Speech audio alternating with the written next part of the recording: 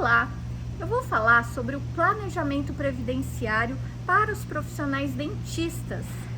Tão importante de saber quando aposentar é saber como pagar os seus tributos e não levar multas da Receita Federal. É sobre isso que eu falarei nesse vídeo. Eu sou a doutora Luciana Farias, sou advogada, trabalho há 23 anos na área previdenciária e vou te mostrar como você não levar multa da Receita Federal e poder otimizar o seu dinheiro pagando da forma correta para o seu caso. O planejamento previdenciário envolve 3 aspectos. O primeiro é saber quando vai aposentar.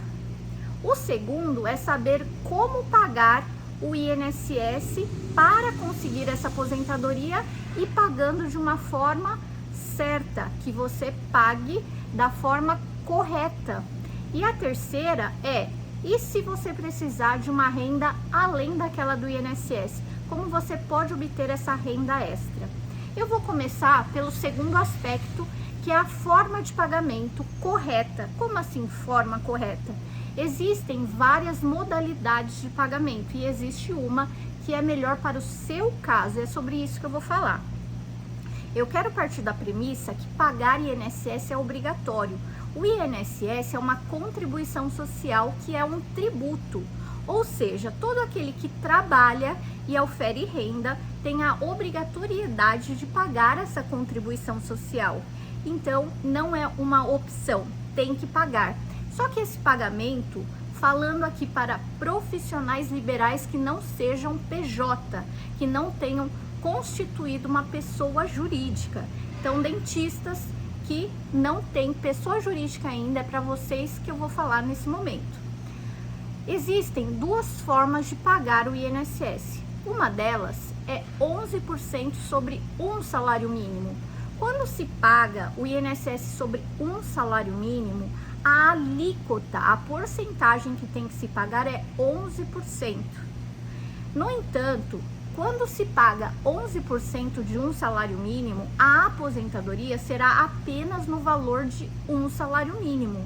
E essa aposentadoria será concedida apenas por idade, ou seja, quando o homem tiver 65 anos ou a mulher tiver 62 anos de idade. Mesmo que você tenha já contribuído por vários anos com um valor acima de um salário mínimo, a partir do momento que você opta, é uma opção sua de ir pelo modelo simplificado, que é 11% de um salário mínimo, você abre mão daquelas contribuições maiores que o salário mínimo. Então, muita atenção, pagar 11% de um salário mínimo, a princípio parece ser uma boa estratégia, mas tem que ver o caso a caso.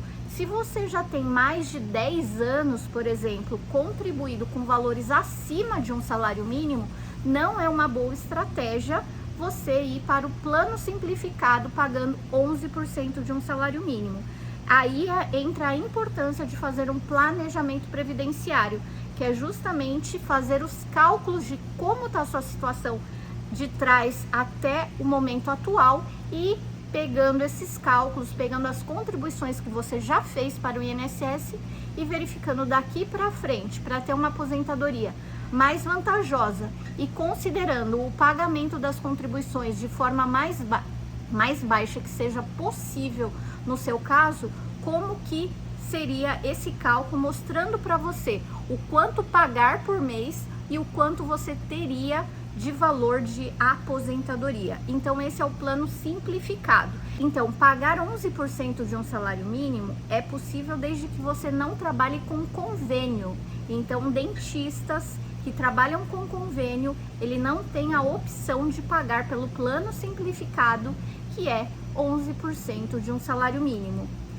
Tem que pagar pelo modo que é 20% sobre a remuneração.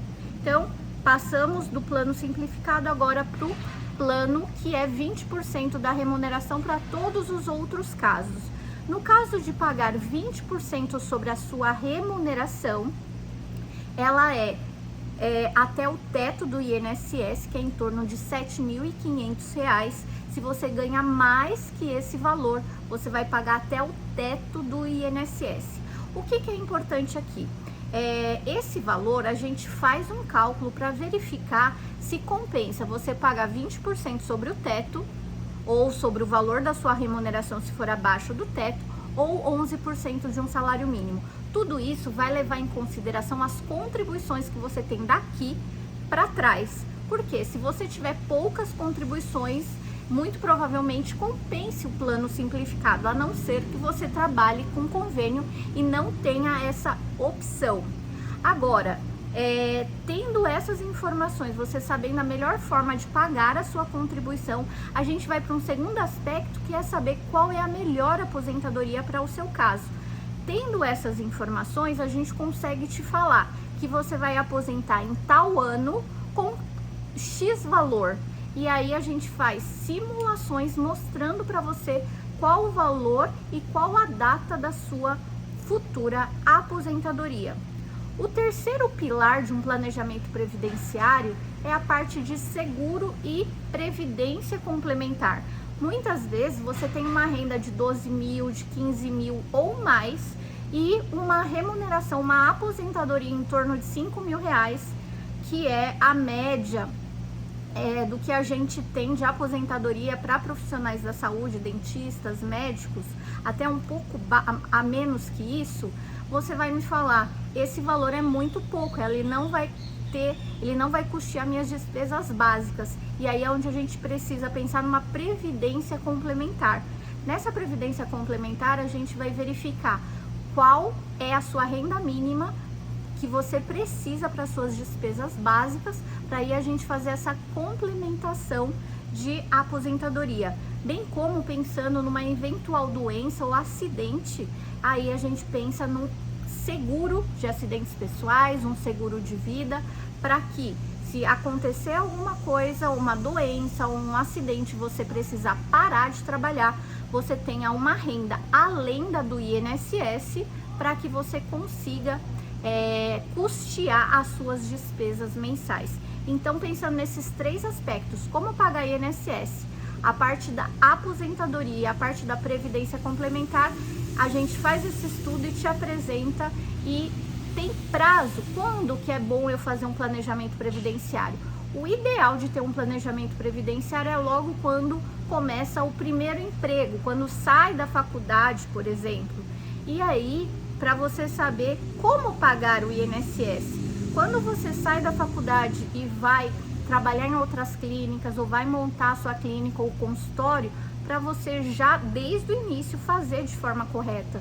Os profissionais, a gente trabalha há muitos anos com profissionais da saúde, especialmente dentistas e médicos, e assim, pela nossa experiência, a gente sabe que vocês estão preocupados muito em fazer o melhor na sua profissão, assim como nós. E aí é importante ter profissionais com você que pega na sua mão e te fala, olha, a parte tributária, fique tranquilo porque você não vai levar multa, vamos fazer de forma correta. Ter essa orientação para que você possa receber os seus honorários, receber os seus valores e não ter ser surpreendido mais para frente com uma multa da Receita Federal que você não pagou o seu INSS ou pagou de forma errada. Tem uma operação Autônomos da Receita Federal que em 2017 ela autuou os dentistas com multas de até 225% porque estavam pagando o INSS de forma errada. Então é sobre isso que eu estou falando. E muitos dos meus clientes, eles acham que estão fazendo a coisa certa, mas na verdade não estão. Muitos estão pagando o INSS de 20%,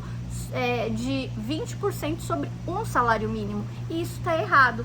Como eu falei, o correto é pagar 11% de um salário mínimo quando não trabalha com convênio. Se for para pagar 20%, tem que ser sobre a remuneração. Então, se é o seu caso, se você está pagando 20% sobre um salário mínimo, você está pagando de forma errada e é importante que você tenha um planejamento previdenciário para chamar de seu e te guiar como que você deve fazer daqui para frente.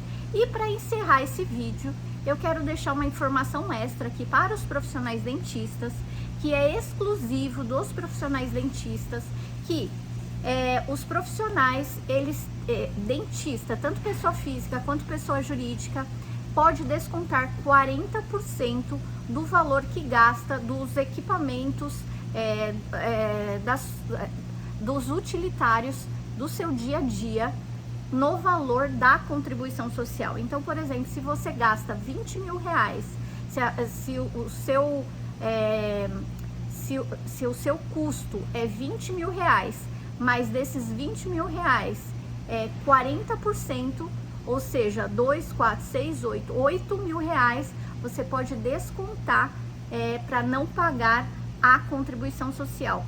Se você ganha mais de R$ 7.500, você não vai ter vantagem, mas se você ganha até, vai ser mais ou menos uns 11 mil reais, você vai ter uma vantagem financeira abatendo esses 40% de contribuição social. Então verifique com o seu contador essa situação e também faça o planejamento previdenciário.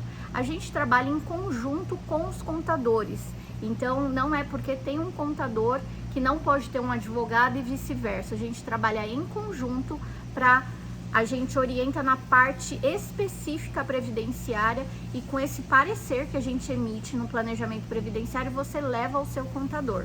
Então, muito obrigada pela sua audiência. Se você tiver alguma questão, escreve para mim no Instagram, que é doutoraluciana.farias, ou deixa aqui nos comentários as dúvidas mais recorrentes, a gente faz outros vídeos. Muito obrigada pela sua audiência e até o próximo vídeo.